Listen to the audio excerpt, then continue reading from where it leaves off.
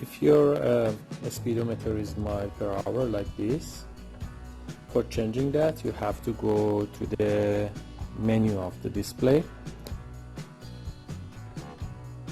push the minus button and go to the access number 0, because when you push the other buttons your bike may be start to running. Okay, push the plus and minus button with both fingers at the same time for 3 seconds. It goes to the menu, then push the plus button another time, go to the unit,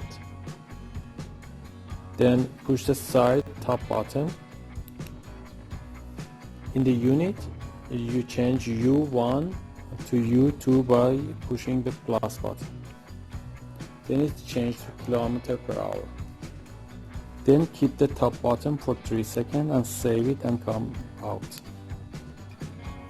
Now your mileage shows in kilometer per hour.